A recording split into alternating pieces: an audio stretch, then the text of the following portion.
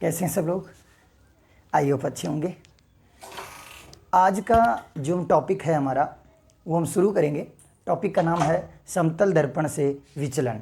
Topic का नाम क्या है? समतल दर्पण से विचलन। समतल दर्पण से विचलन, ये आज का हमारा टॉपिक है। इसी के बारे में आज हम डिस्कस करेंगे, कुछ सवाल भी करेंगे। देखिएगा, मान लीजिए ये मेरे पास एक समतल दर्पण है। ये मेरे पास एक समतल दर्पण है और इस समतल दर्पण पर एक प्रकाश की किरण आपतित हो रही है। ठीक है, यहाँ टकराने के पश्चात ये जो पूर्ण किरण है, क्योंकि ये परावर्तक पृष्ठ है तो पूरी किरण जो है वो क्या हो गई? परावर्तित हो गई। ये आपको पता है अभिलंब है। ये इसका आपतन कोण I हो गया, ये परावर्तन कोण R हो गया। करेक्ट बात। अब ये क्या कहता है? अब वो कहता है कि विचलन कोण आपको ज्ञात करना है। बेटे ध्यान देना, अगर ये प्रकाश की किरण इस तरीके से सीधी निकलती, टकराकर मुड़ती नहीं, तो ये किधर से गुजरती बेटा? ये इधर से जाती, हाँ या ना? यूँ जाती। और ये आपकी क्या है? टकरा करके मुड़ गई प्रकाश की किरण।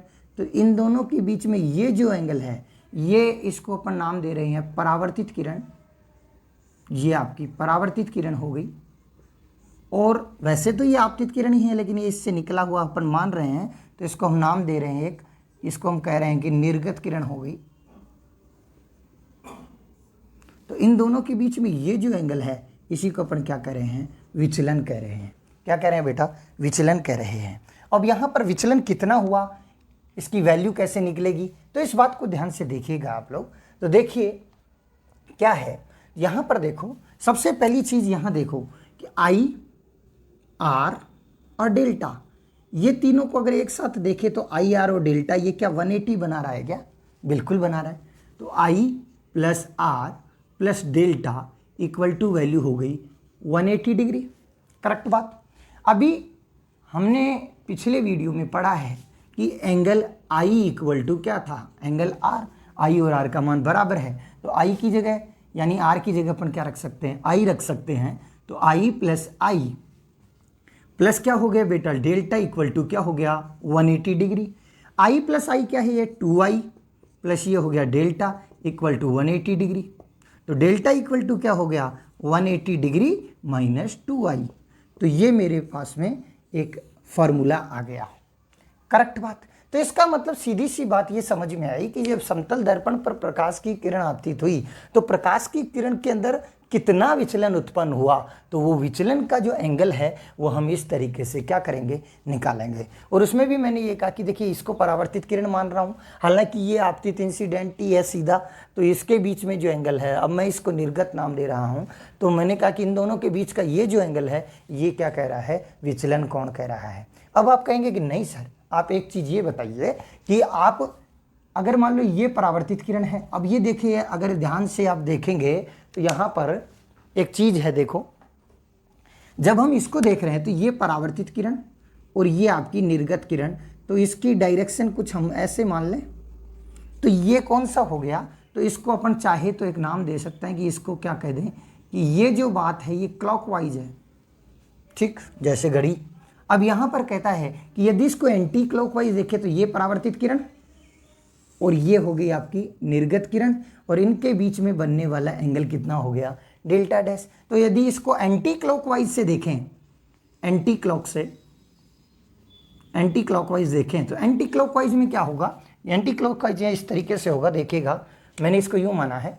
तो एंटी क्लॉकवाइज में क्या होगा? देखो हमने क्या कहा? हमने कहा कि भैया डेल्टा प्लस डेल्टा डैश, देखो ये डेल्टा और ये कितना? Delta dash. Delta plus delta dash equal to कितना बेटा? 360 डिग्री। यस या नो? अभी आपने क्या पढ़ा? आपने पढ़ा कि डेल्टा इक्वल टू क्या है? 180 डिग्री माइनस 2I।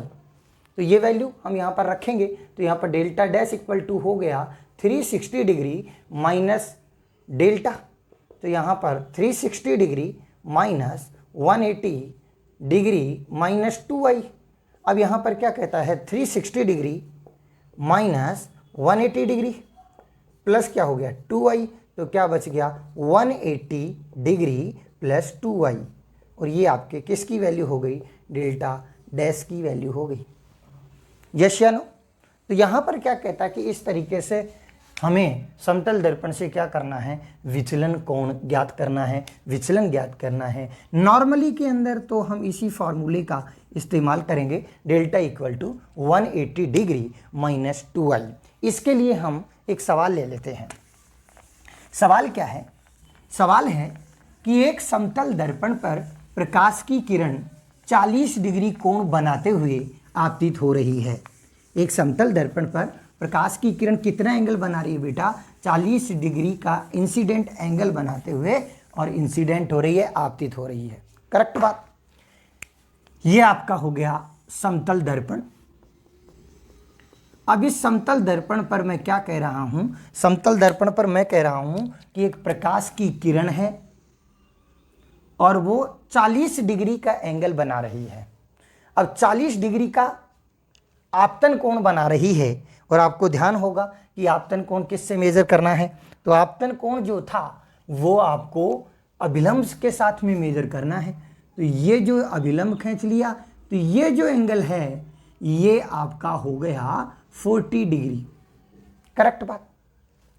अब ये रिमेनिंग जो एंगल होता है, कई बार पूछते हैं, तो ये रिमेनिंग एंगल जो होता है इसको इंग्लिश में कहते हैं ग्लांसिंग एंगल। ये ग्लांसिंग एंगल कहलाता है, ग्लांसिंग एंगल, यानी आपतित किरण क्षितिज के साथ जो कोण बनाएगी उसे हम क्या कहते हैं, ग्लांसिंग एंगल कहते हैं। इसको क्या कहते हैं, इंसिडेंट एंगल, इसको क्या कहते हैं, ग्लांसिंग एंगल। करेक्ट बात। अब यहाँ पर आ जाइए, तो मैंने क्या कहा, यहाँ पर मैंने कहा कि आई की वैल्यू कितनी है, आई की वैल्यू कितनी है बेटा, 40 डिग्री है। आई की वैल्यू कितनी है, 40 डिग्री है। अभी अपन ने क्या पढ़ा कि दर्पण से अगर विचलन निकालना हो तो फॉर्मूला क्या था, delta equal to 180 degree minus क्या था 2i। आई की वैल्यू कितनी है 40, तो यहाँ पर 180 डिग्री माइनस 2 इंटू 40, तो 2 इंटू 40 तो ये 80 हो गया आपका। तो 180 डिग्री माइनस 80, तो ये कितना हो जाएगा 100 डिग्री। तो इसका मतलब ये हुआ कि इस स्थिति के अंदर जब प्रकाश की किरण समतल दर्पण पर आपतित होती है तो समतल दर्पण पर आपतित होने वाली प्रकाश की किरण में कितने डिग्री का विचलन हुआ, तो ये हो गया आपका 100 डिग्री। करेक्ट बात। ठीक है बेटा, तो ये एक सिंपल सी बात आज हमने पढ़ ली। अगला एक पॉइंट और ले लेते हैं, दो समतल दर्पण से विचलन कोण ज्ञात करना। तो मेरे पास में एक पॉइंट आ गया कि दो समतल दर्पण से विचलन कोण ज्ञात करना। अब यहाँ पर देखो क्या पॉइंट है, ये इसके बारे में हम डिस्कस कर लेते हैं। तो दो समतल दर्पण से क्या ज्ञात करना बेटा, विचलन कोण, कुल विचलन कोण ज्ञात करना। बेटे मैं अज्यूम करता हूँ, मैं मान लेता हूँ कि ये मेरे पास एक दर्पण है और इसको मैं नाम दे रहा हूँ M1 या M2 नाम दे देता हूँ, चलो इसको, ये M2, और एक दर्पण इस तरीके से लगा हुआ है।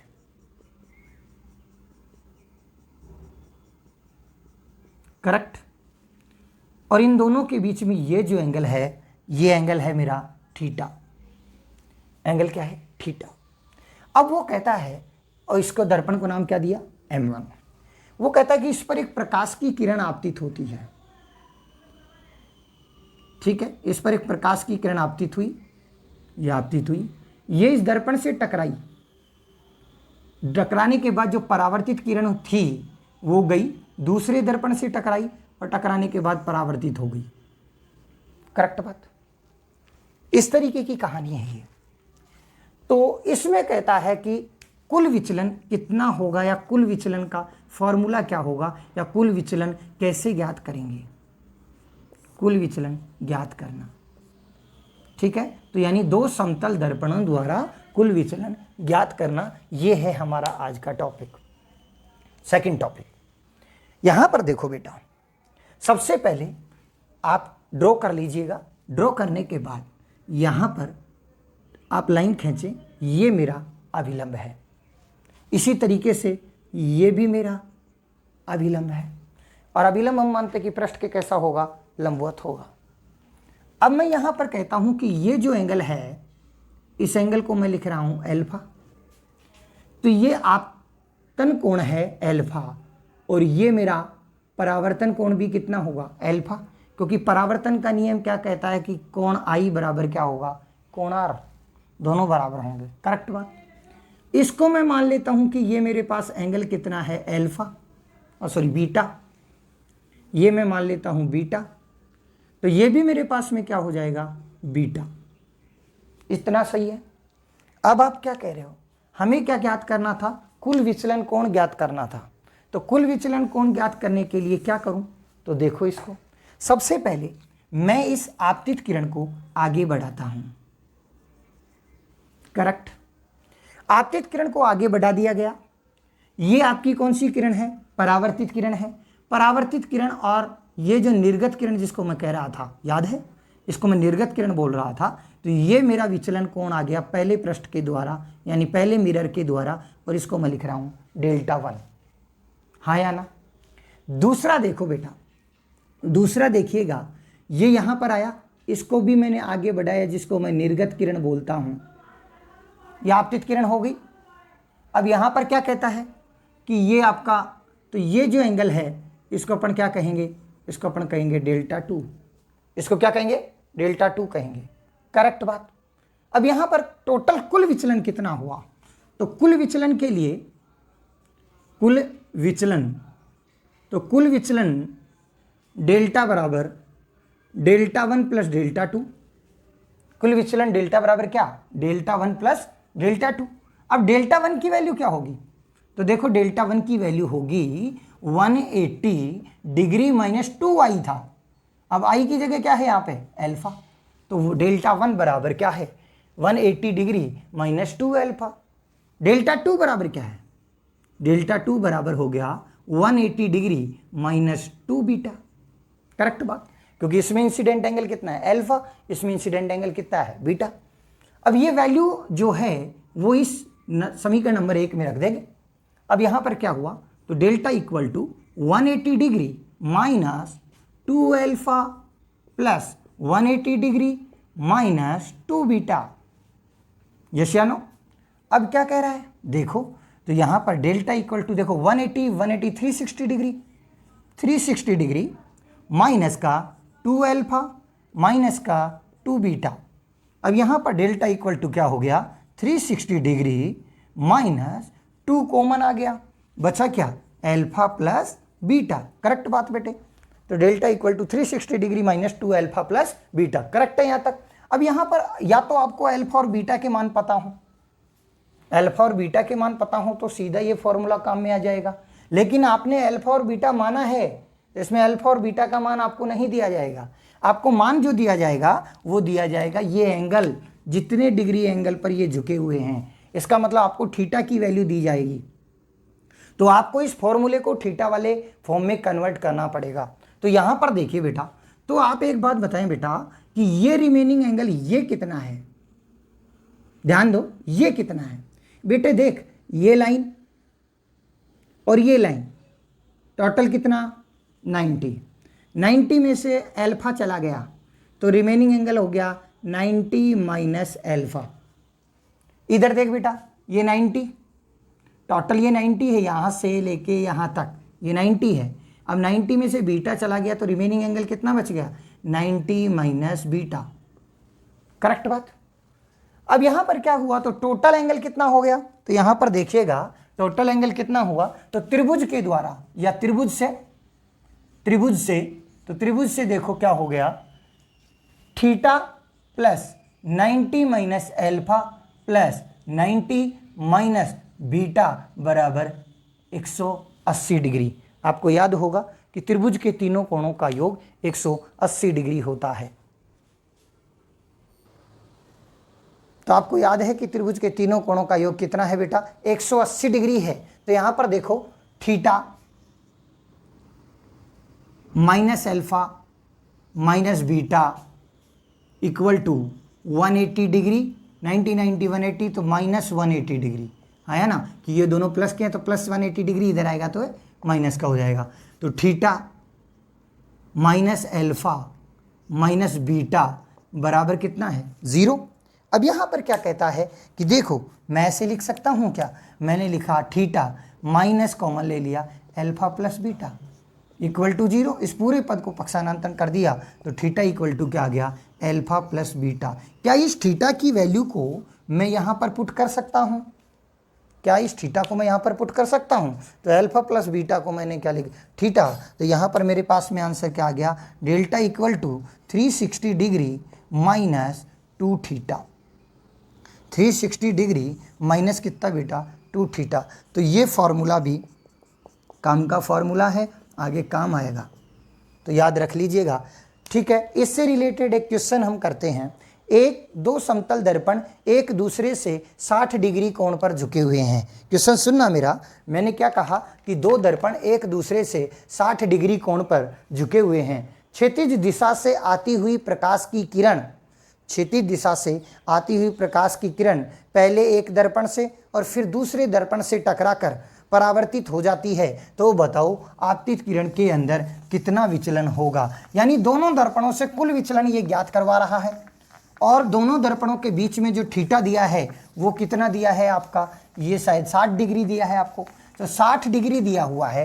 तो यहाँ पर थीटा की वैल्यू है 60 डिग्री, तो थीटा की वैल्यू 60 डिग्री है, तो यहाँ पर थीटा इक्वल टू कितना लिख दोगे, 60 डिग्री। अब यहाँ पर मैंने क्या बोला, कुल विचलन कैसे निकालते, तो कुल विचलन का फॉर्मूला क्या था, कुल विचलन का फॉर्मूला था 360 degree minus 2 theta, 360 degree minus 2 theta. बेटा यहाँ ध्यान रखने योग्य बात ये है कि ये जो थीटा है ये दोनों दर्पणों के मध्य में कोण है, दोनों दर्पणों के मध्य बना कोण ये है आपका थीटा। तो यहाँ पर मैंने कहा ना कि दोनों दर्पणों के मध्य बना कोण क्या है, थीटा है। तो यहाँ पर डेल्टा इक्वल टू कितना हो गया, 360 डिग्री माइनस 2 इंटू 60 डिग्री, तो ये कितना हो गया 120 डिग्री। तो delta equal to 360 degree minus 120 degree, तो डेल्टा इक्वल टू आंसर कितना हो गया 240 डिग्री। कितना आंसर हो गया 240 डिग्री। एक सवाल और लेते हैं हम लोग, एक सवाल और देखिएगा। सवाल क्या है, सवाल सुनिएगा।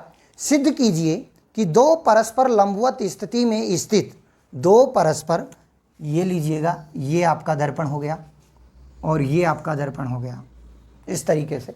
तो सिद्ध कीजिए कि दो परस्पर लंबवत स्थिति में स्थित समतल दर्पणों, दो परस्पर लंबवत स्थिति में स्थित समतल दर्पणों पर आपतित प्रकाश की किरण, समतल दर्पणों पर आपतित प्रकाश की किरण टकराने के पश्चात समान कोण बनाते हुए, टकराने के पश्चात समान कोण बनाते हुए आपतित किरण के समानांतर परावर्तित हो जाती है। ये आपको सिद्ध करना है। एक बार दोबारा मैं सवाल को बोलता हूं, सही ढंग से आप सुन लीजिएगा। सिद्ध कीजिए कि दो परस्पर लंबवत स्थिति में स्थित समतल दर्पणों पर आपतित प्रकाश टकराने के पश्चात समान कोण बनाते हुए आपतित किरण के समानांतर परावर्तित होती है। ये आपको प्रूव करके देना है कि ये वास्तव में दोनों का एंगल बराबर रहेगा और आपतित किरण जो है वो परावर्तित किरण के समानांतर होगी। तो ये बात हम इसमें पढ़ेंगे। तो सबसे पहले देखो मैंने दो दर्पण बना दिए, दर्पण पर मैं पॉलिश भी कर देता हूँ, नहीं तो आप कहेंगे कि सर बिना पॉलिश के दर्पण बना दिया। चलिएगा, तो ये मैंने पॉलिश कर दी है और ये आपका बन गया। दो समतल दर्पण हैं और दोनों समतल दर्पण परस्पर लंबवत स्थिति में हैं, तो इसका मतलब इन दोनों के बीच में एंगल कितना है, 90 डिग्री है। अब आपको प्रूव क्या करना है कि जो इंसिडेंट रे आएगी, आपतित किरण जो आएगी वो इस मिरर से M1 से टकराई, ये फिर मिरर M2 से टकराएगी और फिर जब रिफ्लेक्ट होकर के ये किरण निकलेगी तो वो जो है वो आपतित किरण के समानांतर होगी। जो परावर्तित किरण यहाँ से बाहर निकलेगी वो आपतित किरण के समानांतर होगी और एंगल जो है वो इक्वल होगा। ये आपको प्रूव करना है। अब यहाँ पर एक डायग्राम ड्रॉ करते हैं। सिंपल सी बात है कि मान लेता हूँ कि ये मेरे पास एक प्रकाश की किरण है जो मेरे दर्पण M1 पर इंसिडेंट हुई। इंसिडेंट होने के बाद यहाँ से रिफ्लेक्ट होगी, परावर्तित होगी, ये कुछ इस प्रकार होगी। यहाँ तक कोई दिक्कत हो तो बोलो। ये आपतित किरण यहाँ टकराई, ये परावर्तित हो गई, यहाँ फिर टकराई, तो ये इस दर्पण M2 के लिए ये अब क्या हो गई, आपतित किरण हो गई और यहाँ से टकरा करके ये जो किरण है ये परावर्तित किरण हो गई। कुछ इस तरीके का डायग्राम होगा। अब वो क्या कह रहा है कि ये आपतित किरण है, यहाँ पर मैं कह देता हूँ ये है मेरी आपतित किरण और लास्ट की जो परावर्तित किरण है इसको मैं लिख रहा हूं परावर्तित किरण। परावर्तित किरण ये दोनों जो हैं वो परस्पर कैसी होंगी, समानांतर होंगी। दोनों परस्पर कैसी होंगी, समानांतर होंगी। ये हमको क्या करना है, प्रूव करना है। यही हमको क्या करना है बेटा, प्रूव करना है। तो ध्यान दीजिएगा, बहुत सिंपल सा कॉन्सेप्ट है, ध्यान दें। सबसे पहले वही चीज मैंने जो आपको सिखाया कि कुछ नहीं करना, डायग्राम ड्रॉ करना है। ड्रॉ करने के बाद सबसे पहले अभिलंब बनाना है। तो अभिलंब थोड़ा बड़ा बना ले, ओके, दिख रहा होगा आपको, ठीक है। यहां पर भी एक अभिलंब खींच ले, ठीक है जी, खींच लिया साहब। अब क्या कह रहा है, देखो सबसे पहले यहां पर वैल्यू मैं लिख रहा हूं θ1, ये हो गया θ1, ठीक है। अब θ1 हो गया तो देखो ये आपतित किरण है θ1 और ये परावर्तित किरण जो इसके लिए है ये भी कितना है, θ1। फिर सोचिएगा इसका इंसिडेंट ये एंगल में मान रहा हूं कितना, θ2, और ये भी कितना बेटा, θ2, करेक्ट है। और इससे ये वाला एंगल हमको पता नहीं है तो यहां पर ये एंगल भी हम देख लेंगे, x, इसको अपन क्या मान लेंगे, x। अब ये x और ये θ1 बराबर आने चाहिए, यही हमको प्रूव करना है। चलिएगा, तो देखो एक सिंपल सी बात है कि θ1 यहां से, अब आप ये ध्यान दीजिएगा कि ये आपका हो गया एंगल, ओके। अरे ओके, समझ में आ गया क्या, देख देख देख इधर देख। तो ये θ1, तो रिमेनिंग ये कितना बचा, 90 माइनस θ1, करेक्ट है क्या। वापिस ध्यान दे, क्या ये θ2 है, नहीं सॉरी 90 है, तो ये θ2 है, तो रिमेनिंग ये कितना बच गया, 90 माइनस θ2, 90 माइनस θ2, करेक्ट बात यहां तक, ठीक है, ओके, ठीक है। अब यहां पर देखो तो ये क्या हुआ, ये हुआ कि 90 डिग्री माइनस θ1 प्लस 90, और ये कितना 90 plus 90 minus θ2 equal to 180 degree, correct बात। अब यहां पर देखो 90 90 90 270, तो माइनस θ1 माइनस θ2 प्लस 270 डिग्री बराबर 180 डिग्री। इसको इधर ले जाओ, minus θ1 minus θ2 equal to 180 degree minus 270 degree, तो minus θ1 minus θ2 equal to minus 90। अब यहाँ पर ध्यान दीजिएगा तो अपन क्या लिख सकते हैं, θ1 प्लस θ2 इक्वल टू कितना हो गया, 90।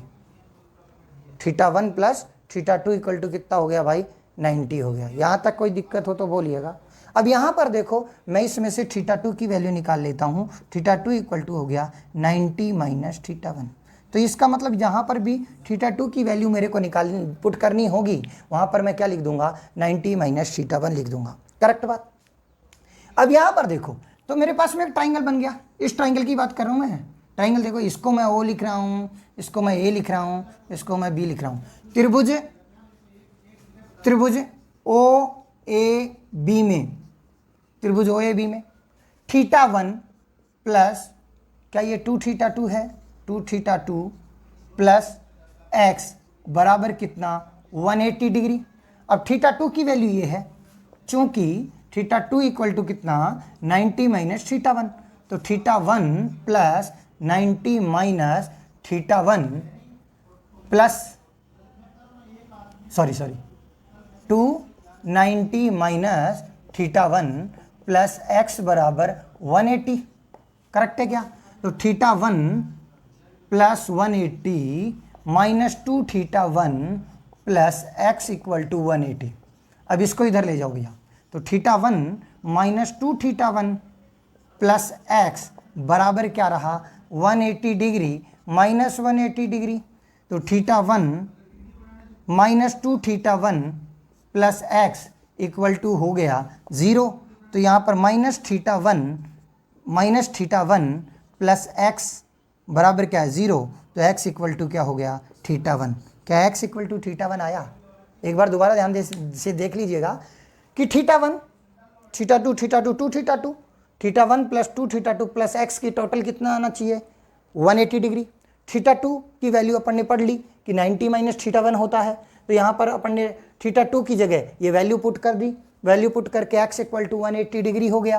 तो इसको जब सॉल्व किया गया तरीके से तो ये आंसर आपका आ गया x इक्वल टू थीटा 1। तो ये बात प्रूव हो गई कि अगर परस्पर लंबवत हैं तो आपतित किरण बिल्कुल आपतित हुई और परावर्तित जो होगी वो आपतित किरण के समानांतर होगी। करेक्ट बात यहाँ तक? कोई दिक्कत हो तो बोलिएगा। एक सवाल और करते हैं। कहता है कि एक मीनार के पाद से क्षैतिज सतह पर एक समतल दर्पण 60 मीटर की दूरी पर रखा जाता है। एक मीनार के पाद से एक समतल दर्पण 60 मीटर की दूरी पर रखा जाता है। मीनार की चोटी व दर्पण में उसका प्रतिबिंब आंख पर एक दूसरे से 90 डिग्री का कोण बनाते हैं, तो मीनार की ऊंचाई क्या होगी? सवाल देखिएगा। तो मीनार की ऊंचाई क्या होगी ये आपको प्रूव करना है, निकालना है कि क्या आएगा, मीनार की ऊंचाई कितनी है ये आपको निकालना है। तो ध्यान दीजिएगा। सबसे पहले मैं बना लेता हूं कि ये मेरे पास एक मीनार है, ठीक है, ठीक है, ये मीनार है।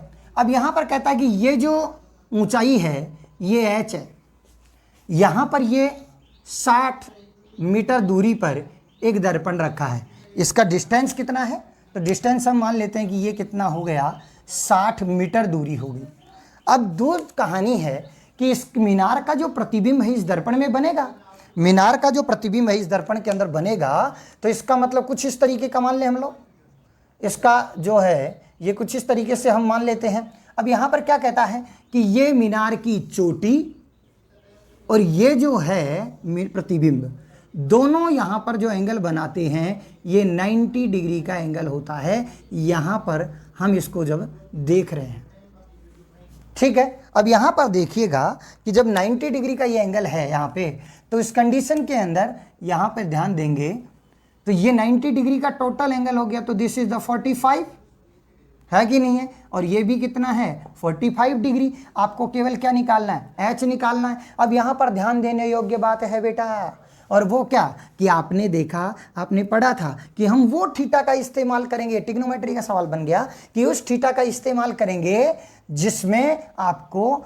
आधार दिया गया हो और लंब ज्ञात करना हो, क्योंकि आपने पढ़ा थीटा के सामने लंब 90 डिग्री करण, ये क्या है, आधार। तो आपको क्या दिया गया, आपको दिया गया है आधार दिया गया है और लंब ज्ञात करना है। तो कौन सा थीटा, tan थीटा, याद है ना, लाल बटे कक्का के ए, ठीक है। तो tan थीटा लंब बटे आधार, लंब बटे आधार, यस या नो, यस, ठीक है। तो tan थीटा बराबर क्या, लंब बटे आधार। अब भैया tan थीटा की वैल्यू बोल, तो इस ट्राइंगल के अंदर जब देखेंगे तो थीटा की वैल्यू कितनी है, 90 नहीं है, 45 डिग्री है। बराबर क्या है बेटे, h बटे क्या था, 60, यस या नो। तो tan 45 की वैल्यू 1 होती है, तो 1 इक्वल टू h अपॉन 60, तो h इक्वल टू कितना, 60 मीटर। तो इस मीनार की जो हाइट है वो h इक्वल टू कितना है, 60 मीटर है। करेक्ट बात? कोई दिक्कत हो तो बोलिएगा। चलो एक सवाल और कर लेते हैं। एक सवाल और देखिएगा कि दो समतल दर्पण, क्या बोला मैंने कहा कि दो समतल दर्पण M1 व M2 एक दूसरे से थीटा कोण पर झुके हुए हैं। एक प्रकाश की किरण M1 दर्पण के समानांतर आकर M2 दर्पण से टकराती है। दो परावर्तन के पश्चात प्रकाश की किरण दर्पण M2 के समानांतर हो जाती है। तो इस स्थिति के अंदर थीटा का मान क्या होगा ये आपको निकालना है। ये सवाल दे रहा हूं मैं आपको, सवाल लिख लीजिएगा कॉपी के अंदर, ये सवाल आपको करना है बेटा, ये आपको होमवर्क दे रहा हूं मैं। तो इसका आंसर क्या निकालते हो आप लोग, तो लिख लीजिए, कॉपी पेन ले लो, लिखो। दो समतल दर्पण M1 व M2, दो समतल दर्पण हैं, सवाल समझ लीजिएगा, दो समतल दर्पण हैं M1 और M2। इसमें आप किसी को भी M1 मान सकते हो, किसी को भी M2, उससे कोई फर्क नहीं पड़ने वाला। मैंने क्या कहा, दो समतल दर्पण हैं M1 व M2 एक दूसरे से थीटा कोण पर झुके हुए हैं। एक दूसरे से कितने कोण पर झुके हैं, थीटा कोण पर झुके हुए हैं। तो अब वो क्या कह रहा है कि कि एक प्रकाश की किरण M1 दर्पण के समानांतर आकर, एक प्रकाश की किरण M1 दर्पण के समानांतर आकर, ये आ गया साहब, ये प्रकाश की किरण M1 दर्पण के समानांतर आती है, आके टकराई, टकराने के पश्चात दो परावर्तन के पश्चात प्रकाश किरण, दो परावर्तन तो एक तो ये हो गया, फिर टकराई, फिर हो गया, फिर क्या कहता है कि एक परावर्तन ये हो गया और एक परावर्तन ये हो गया। अब यहाँ से जब ये टकरा करके निकलेगी तो दो परावर्तन के पश्चात प्रकाश किरण दर्पण M2 के समानांतर हो जाती है, दर्पण M2 के समानांतर हो जाती है, कुछ इस तरीके का मानिएगा, ठीक है, M2 के समानांतर हो जाती है। तो बताइए इस थीटा की वैल्यू क्या होगी, ये आपको निकालना है। तो बिल्कुल सिंपल बात है कि आप सबसे पहले वही ड्रॉ करेंगे और इसको सॉल्व करने की कोशिश करेंगे। इसका आंसर क्या आता है इसके बारे में हम अगले वीडियो के अंदर डिस्कस करेंगे कि अगले में इसका आंसर क्या आता है।